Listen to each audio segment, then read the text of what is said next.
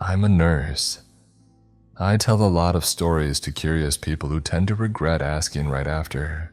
It's hard to find another job that matches the sheer breadth of human suffering I'm exposed to daily. The human body is an unbelievably beautiful and complex organism that can contort and be contorted in some wildly obscene ways. And I've had my fair share of horrible sights in my time. Wounds fester, gallbladders fill with stones, forks get stuck in eyes. We are precious little things, and the same body that can survive a fall from a plane can die from a stubbed toe. Not that I figured the survivor of the fall particularly wanted to live at that point. Anyway, my point being, everybody who's ever spent any time in a hospital has seen something gnarly that they'd rather leave behind forever. Even sitting in a waiting room can lead to boredom that can lead to a peek through a door that can lead to a burn victim convulsing in his bed. I always hope that the folks who take that home with them develop a new appreciation for life and empathy for their fellow man. Personally, I worked on the floor that said burn victim was treated on, and his moaning made me grind my teeth all night. Sometimes I want to put my head through the wall as payback for the god-awful thoughts I've had about people who were suffering and dying with the audacity to do it near me. It's not a job for everyone. It's hardly a job for anyone. But you get used to it. You sit in it and live with it. The hospital becomes this third place that no one else can really see. You look at a bed in the corner of the room and you remember the last 3 people that died in it. The fourth face is already gone. It's good to remember, to appreciate, to hold the knowledge that they were real, they thought and felt, and it can mess you up if you let it. It's only now that it's flooding back in. I let it flow through me, it hits and it goes. The wind doesn't knock me over, but little bits get stuck. They itch bad. Now I'm there again. I think I might be done with hospital soon. It's been a couple years. Back then I was at work every day and almost every night. My divorce sucked bad and I thought it might kill me if I spent any more time at home than I had to. I'm good at my job. I can autopilot for days. Sometimes I sit in my car afterwards and can't remember a single thing I said or did the whole day. Nobody's ever complained. Nobody's ever given me crap from above. I'm not a surgeon or anything. I wasn't cutting hearts open with my eyes closed. I was often checking on people who were bedridden, replacing bedpans and listening to them complain in one ear as it went out the other. There's nothing better to tune out. When I'm in that building, I'm a nurse, not a person. I work and I forget. That kind of fugue state is not good for you, to say the least. I'd highly recommend trying your best not to get disconnected from reality like that. When it breaks and you come back to the surface, it hits like a truck. It kills. I know it. In those weeks I spent on autopilot, I slowly realized that I only remembered a single thing from every workday. One patient in one room. He was an older man who had been transferred from another facility after spending over a year in a coma. He was just some guy, some normal guy who, according to his family, had fallen unconscious while at home and never woke back up. They visited him sometimes, almost always alone. 2 young men and 1 older woman who would just sit with him for an hour or 2 and whisper to him, like he could still hear. It was a sweet gesture, I thought. Too many people are left by their families to rot in their beds. I think unconscious people still have some sort of awareness of reality, even blurred through the impossible layer of a coma. They were always leaving when I came in, sparing me a glance or 2 before hurrying away. One of the young men always had a certain angry tiredness to him, the circles under his eyes making his frown sharper. He always spent the least time visiting and held himself with a certain rigidity, hands always in his pockets. I was curious somehow, wondering who they were to him. and stranger, wondering why I cared at all.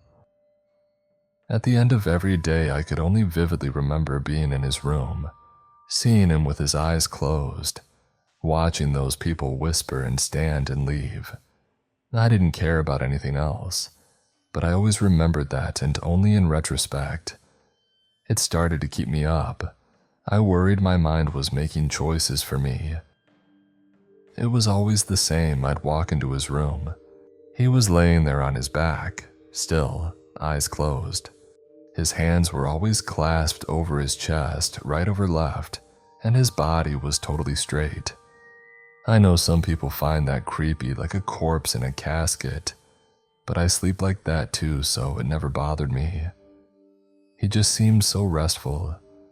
I don't know what it's like to be in a coma, but looking at him, I always had a twinge of jealousy. Imagine the rest, the weight off his shoulders, dreams or empty silence.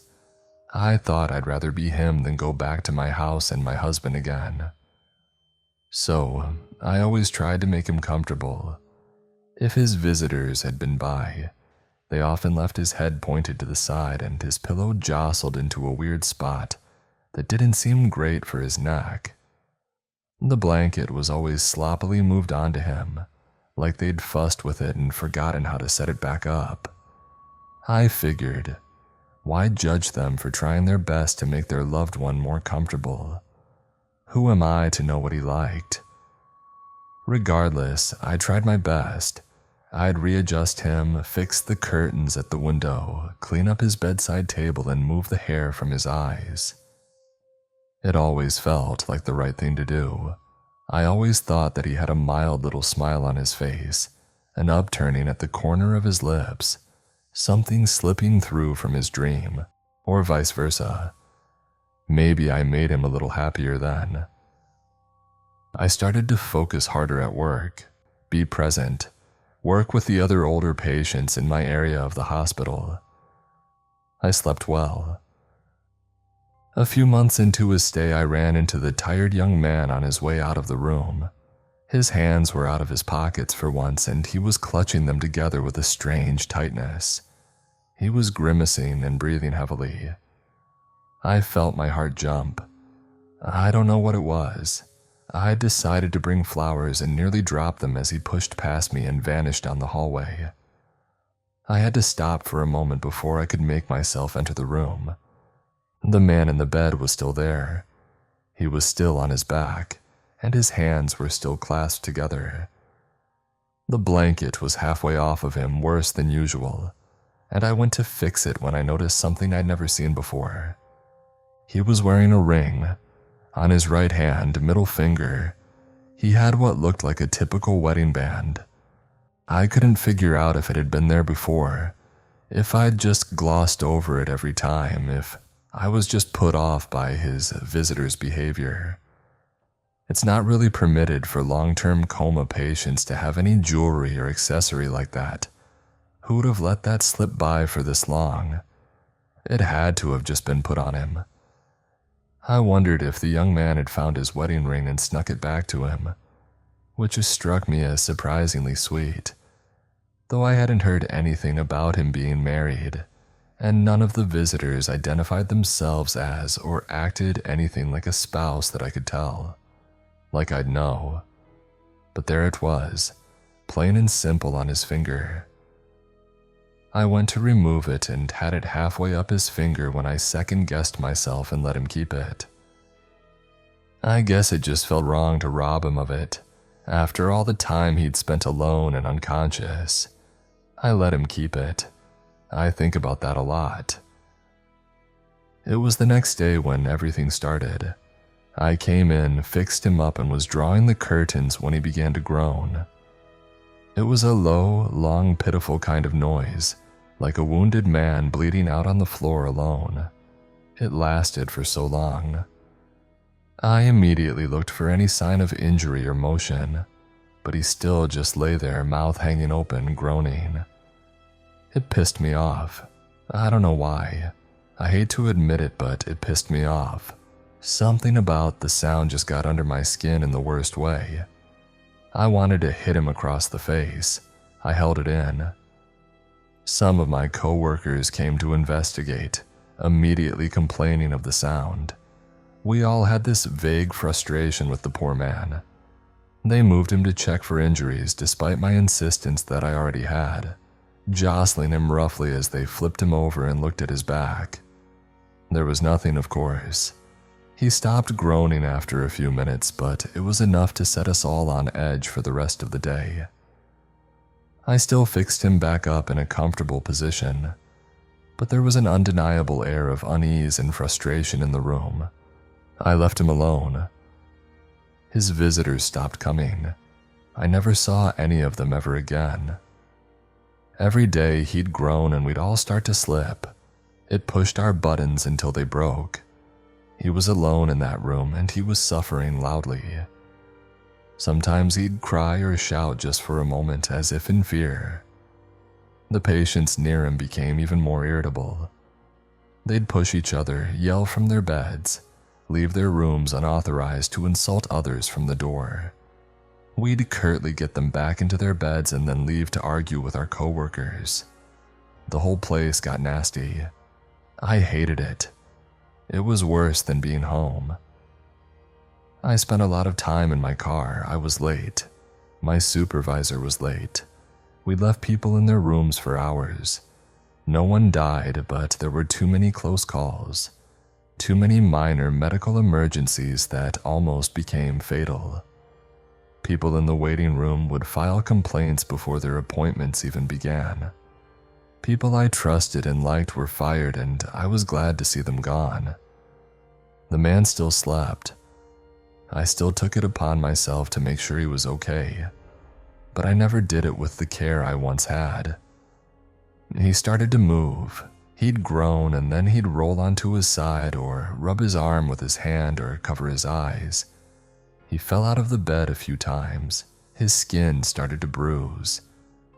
Overnight, he'd managed to scratch himself with his fingernails that we'd neglected to cut. He'd have scabs I'd never noticed before. He started to groan less and scream more. He just never shut up. A doctor punched his nurse in the face and knocked him out. A bleeding patient was left waiting for hours. 3 scalpels went missing. I kicked a hole in the wall. The lights seemed darker and they buzzed on and on. It felt louder than my own voice. The hallways seemed too long. I'd walk for minutes and only realized I'd passed where I was going after turning around to see I'd gone way past it. I started crying in front of patients without noticing, and he still cried and groaned and screamed. I could hear it from outside. I could hear it when I was asleep. Soon enough, I was the only one who'd stepped foot in his room. They'd been moving patients to the other end of the wing when possible, and spending as little time nearby as they could. I'm not sure if it helped. If there was ever any real attempt at intervention or investigation from above, I didn't see it. I think the hospital just rotted and we all let it. I still wanted to try to keep the place afloat, to do the community the service it deserved, so I still went into his goddamn room. I was hoping he'd die by now, but I wanted it to be in comfort. The perception of time in a coma must be wholly incomprehensible, and I can only hope that his pain was physical alone, his moans the product of a biological reflex, his suffering only visible on the surface. I want to believe that he was just asleep. I pray that he could not feel. I noticed his ring again one day. The skin around it had begun to swell, and he was slowly brushing it with his other hand, lightly, gently up and down. It was uncharacteristic. His movements were often jerky, rapid, frightening. His moans whispered out and his eyes moved lazily under his eyelids. I realized that I was just staring at him. The image of his body has always been unforgettable, but it struck me more than ever that day. I stood there for a long time before my instincts kicked in and I had a look at his finger. The ring was still so clean, almost reflective. The skin beside it had begun to turn red and suddenly, it seemed right to try and remove it. Whoever this signified a relationship to, they clearly had nothing to do with him anymore. Relief is a precious thing, and he deserved the little I could try to give him. I went to remove it. The ring didn't budge. Never before or since have I attempted to do something that failed so immediately as that. It just didn't shift in the slightest when I pulled on it. I still don't understand how anything could be on so tight, so stuck. It was unbelievable. I remembered how easily it had slid across his finger the first time I touched it. What seemed like so long ago now. It defied me. It felt wrong to even touch it. The reddened part of his skin felt hot. I was possessed with the urge to break his finger and force the ring off. I had to bite my hand to send it away. I fixed his bed as quickly as I could and escaped. I occasionally gave the ring another pull or two when coming by, just to reaffirm that I was feeling reality, that the world was not lying to me. It was just stuck, and there was nothing I could do about it that didn't make me feel sick. My divorce proceedings were coming up. I was going to be away from the hospital for a little while. There was a certain sick pull that made it hard to get away, but I told myself repeatedly that it would be good for me. It had to happen. I visited him again on my last night there. He'd stopped making much noise. His vocal cords must have been damaged at this point, and his general demeanor had changed. When I came in, he was arching his back, forehead pressed into his pillow, stomach in the air. His eyes were rolling back and his mouth just hung open. I could hear him, even still, whispering long and quiet. His hands were still crossed over his chest. I just ran forward and took one in my own hand, and he somehow began to relax his posture and slide back to rest in the bed. It was the most directly he'd ever responded to something I did, and it scared me. I was immediately frozen, his fingers in my hand. He shouldn't have been able to react to anything. I still cannot fathom what kind of awareness he might have had at any point. God, if he was there the whole time, present but trapped. I stayed with him for longer than I should have, half terrified to leave and half moved to comfort him. He still made me so angry sometimes, the false rage that puts holes in walls. But that night I could not find anger in me. I pulled. I breathed past the icy fear and I pulled on his ring. My fingertips burned from the strain. The arching red marks left on them lasted for days. I grabbed his wrist with my other hand. I pulled. I put my foot against the bed. I pulled. I bit into my lip. My fingers slipped and dropped hard against the floor. My hands were empty. It was pointless. He looked at me through his closed eyes. His body laid against the bed, but his head was stuck, perpendicular, recessed into the pillow and certainly, obviously bent, twisted, his chin digging into his chest. And he stared. His eyelids couldn't hide that he was looking for something in the dark. The rest of his body was so still. Imagine the urge to right yourself as your neck cramps, your jaw tightens, and you can't even move your fingers. You can't even open your eyes. I coughed and gagged and crawled away in fear. I left him like that and hid outside. The sense of relief was immense at first. Being away from that environment reminded me how I felt in the sunlight. Everything smelled better. I didn't dig my fingernails into my palm. In court, it came back. I couldn't blink without feeling like my eyes would never open again. I listened, I spoke, I looked my husband in the face, and I left scrapes on the side of my chair. I've never had to explain this before. It's hard to make the hole in my brain feel real. I've never cared about anything that much. I didn't care about my own divorce while it was happening. I wanted to be anything else. I wanted to hurt myself. Nothing bad even happened. No one said anything, did anything. I just wanted to bite a chunk from my own arm every minute. Something wormed in there and made me sick. I threw up on the carpet before God and everyone. I was very nearly hospitalized. I was just so afraid that something was going to happen.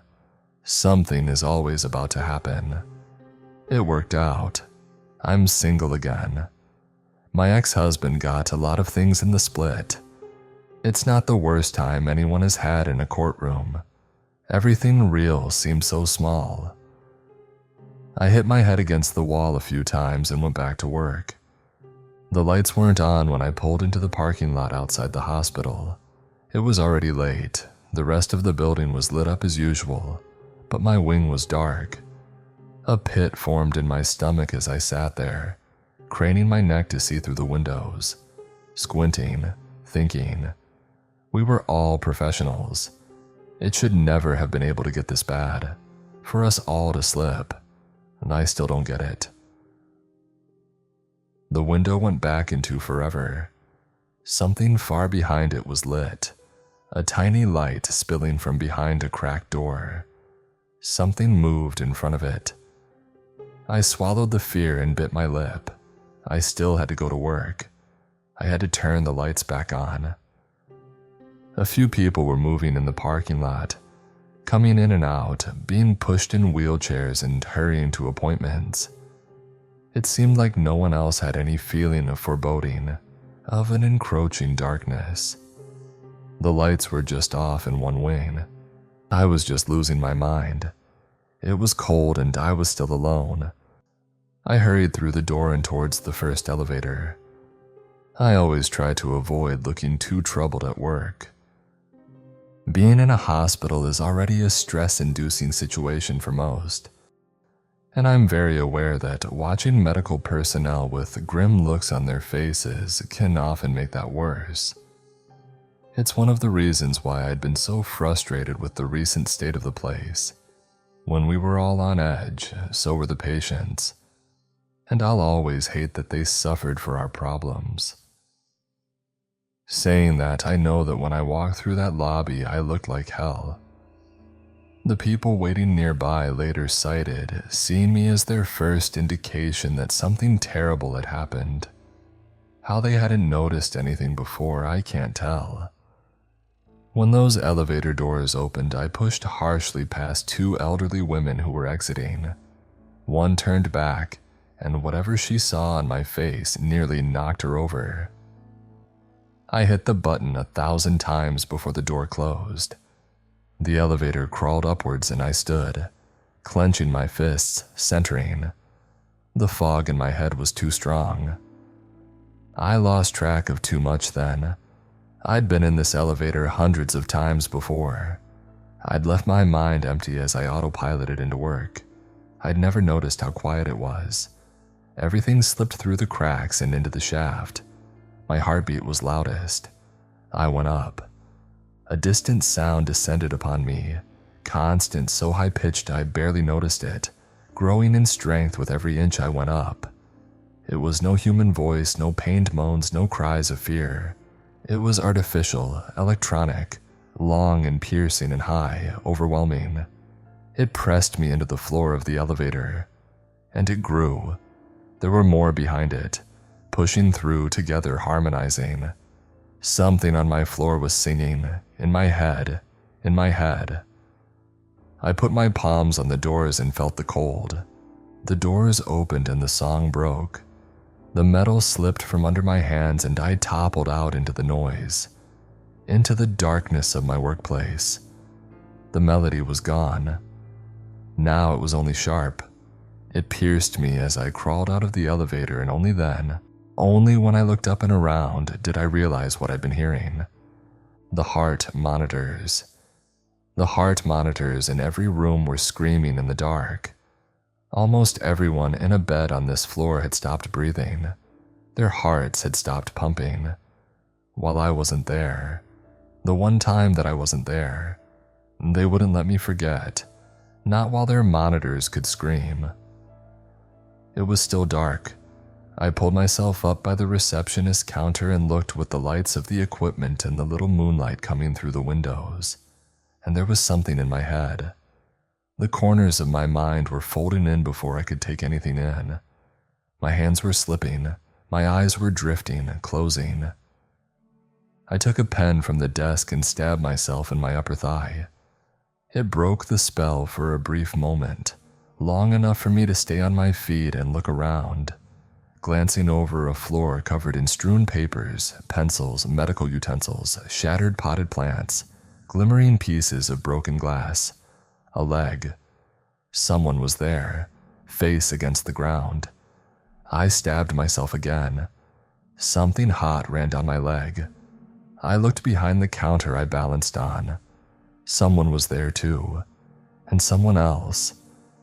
As my eyes adjusted, it seemed like everyone here had fallen wherever they were standing, during whatever they were doing, and it had been something. Some had put their hands on each other.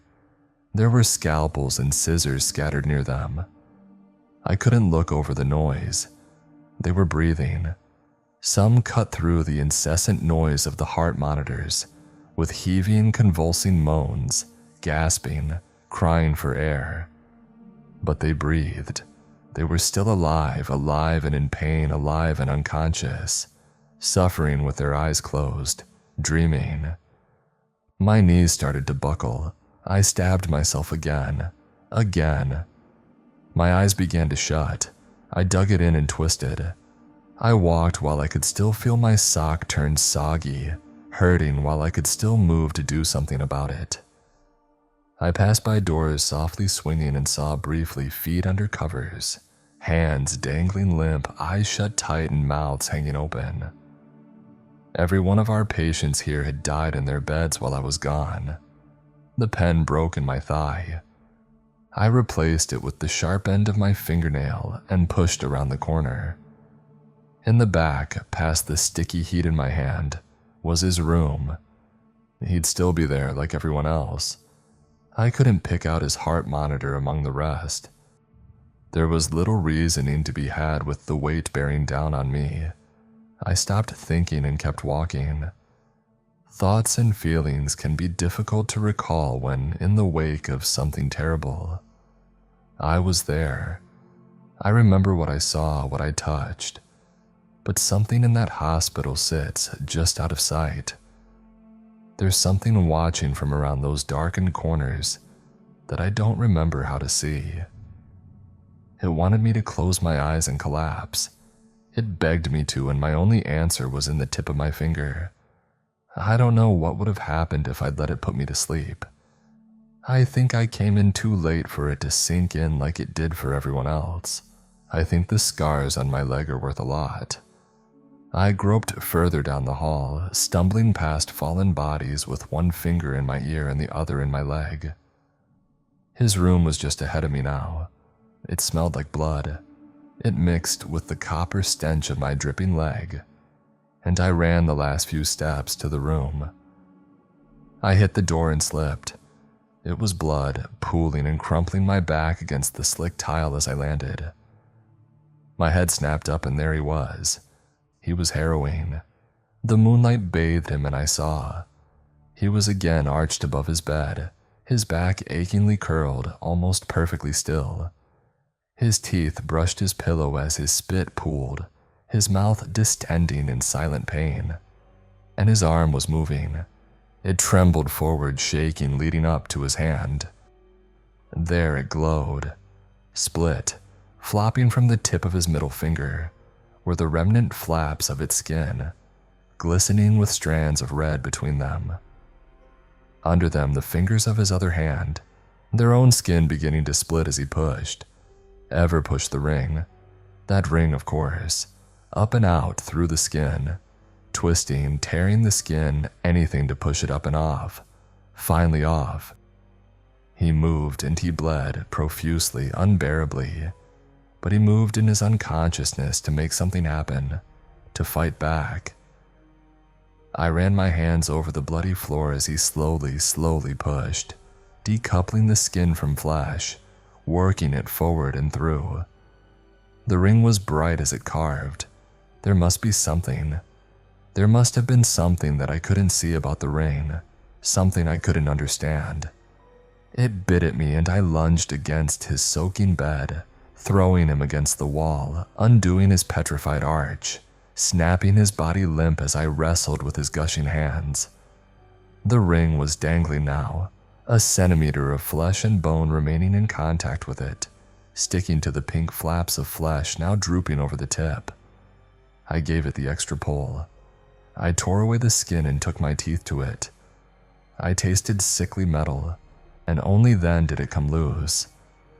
The sudden release put me on my back again and I writhed with the seconds of thought I had left. I twisted the scraps of flesh between my teeth. The weight pressed in again so strong, and I watched the ring spin red against the tile as I left at last. I know his eyes never opened. I was so afraid of what I would see when mine closed. I guess my worst thing isn't much in the end. Anyone who spends enough time in a hospital has seen flesh tear and blood spill. Really, it was him. It was what he saw. I saw something awful. He bore witness. He knew what I could only feel. There's not much left. We woke up, he was dead, incredibly so. Whatever he saw has no hold over him any longer. I have to dream. The ring was long gone when I came to in my own hospital bed. We were all reeling, some in ways that they never truly could make peace with. They all saw something and they all forgot enough pieces of it to live. Many diagnosed instances of brain damage came from that day, but we lived and we all had questions. There had been a tragic accident. Certain gases had been building up in the air, affecting our emotional regulation, that led to a sudden, spontaneous bodily reaction that knocked most of us out and killed many of our aging, weakened patients. It was a beautiful answer to square away what lingered, an excuse. I couldn't look at my coworkers much after. I always saw how we had been to each other before, and it pushed me away from that hospital for good. I wanted to believe with them. I want the presence I felt with that pen in my hand and those heart monitors singing to just be gas in my head. But it's there, right where I don't remember how to see it. Sleep doesn't comfort like it used to. Now when I begin to dream, I dig into my leg until I wake, and then I wonder if it'll be back when I close my eyes, if a stranger will visit me while I sleep, if I'll ever wake to feel something tight and warm on my finger, if I'll ever wake at all.